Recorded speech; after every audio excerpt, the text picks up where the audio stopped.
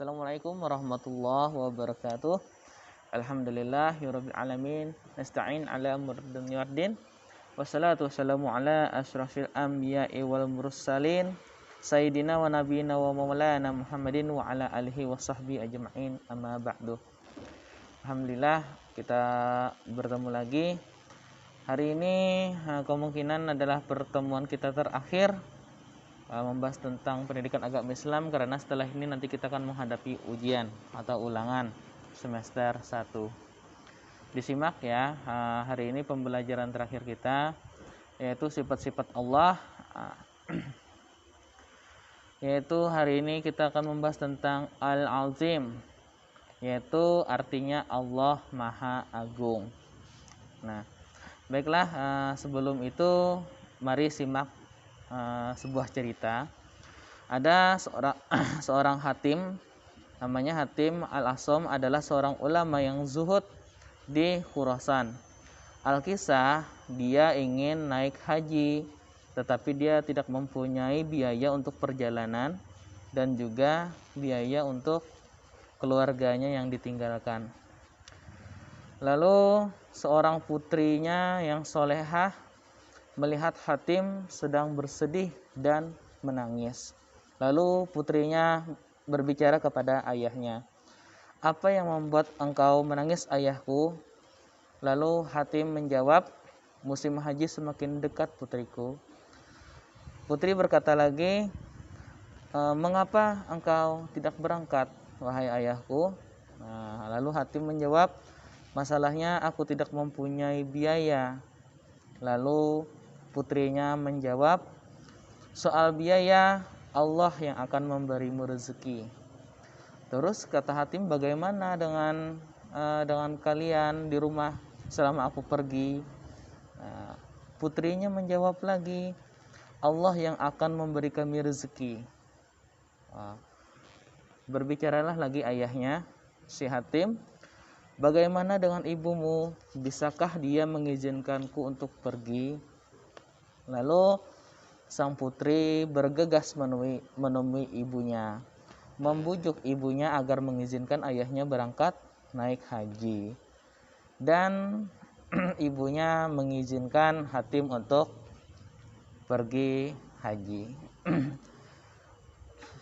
Lalu singkat cerita, di hari pertama perjalanan ke Tanah Suci, ketua rombongan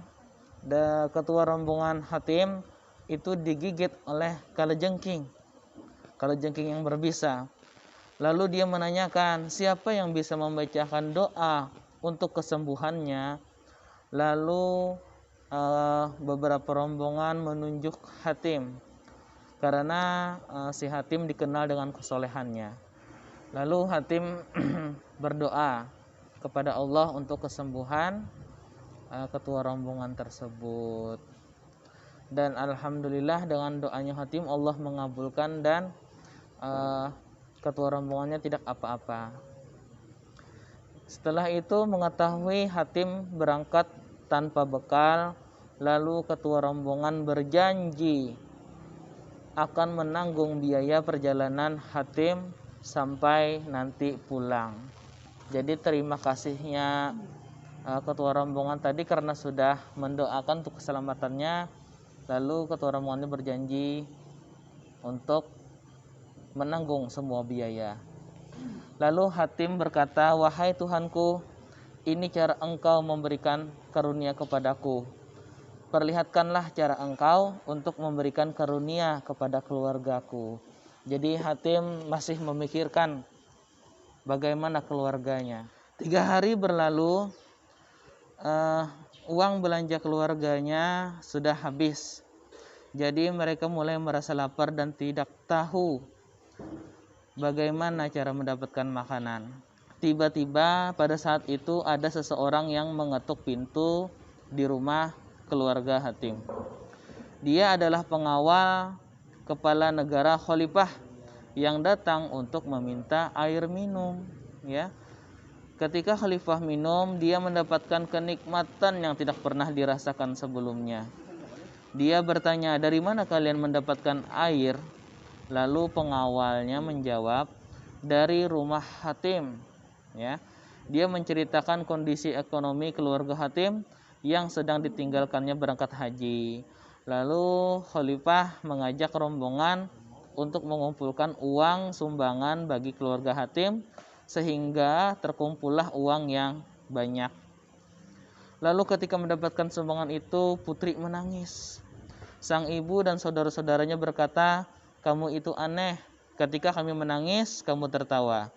Ketika kami tertawa, kamu menangis," kata ibunya, ya. Lalu putri menjawab, "Makhluk itu khalifah tidak bisa memberikan manfaat atau mudarat kepada kita. Tetapi rasa ibanya telah membuat kita menjadi keluarga yang berkecukupan. Bagaimana dengan Allah yang Maha Agung, pemilik semua kerajaan di dunia dan di akhirat? Pasti Allah berkuasa memberikan kebahagiaan yang jauh lebih besar bagi kita." Begitu, putrinya luar biasa solehahnya, ya. Nah, disinilah keagungan Allah Subhanahu wa taala yang dimana mengatur semuanya. Keluarga Hatim yang ditinggalkan itu sudah diatur oleh Allah rezekinya. Atas izin Allah mereka berkecukupan. Arti Al-Azim tadi adalah Allah Maha Agung. Jadi jika kita membuka mata dan merenungkan alam semesta dengan segala yang ada di dalamnya seperti langit dan bumi, bintang-bintang, planet-planet, gunung-gunung dan semuanya, pasti kita semua akan mengakui keagungan Allah Subhanahu wa taala. Jadi apa sih pengaruhnya Al-Azim dalam kehidupan seorang muslim, bagi kehidupan kita sehari-hari? Jadi seorang muslim yang menghayati keagungan Allah Subhanahu wa taala, maka dia akan merasa aman, dia akan merasa tenang dalam hidupnya. Hal itu karena Allah yang Maha Agung, yang dimana Allah mengatur segala sesuatu. Tidak ada sumber kejahatan yang memiliki keagungan. Semuanya kecil dan tidak ada apa-apanya dibandingkan keagungan Allah Subhanahu wa taala. Bahkan orang-orang yang mempunyai dosa, sudah melakukan sebuah kesalahan, jika orang itu bertaubat sebesar apapun dosanya, maka Allah akan mengampuninya. Ampunan Allah itu jauh lebih besar dibandingkan dengan dosa-dosa yang diperbuat oleh beberapa orang itu. Nah, bagaimana caranya kita mencontoh sifat Al-Azim ini dalam kehidupan sehari-hari? Yaitu yang pertama dengan cara beriman kepada Allah Subhanahu wa taala. Hanya dengan iman seorang muslim akan mendapatkan pengakuan di sisi Allah.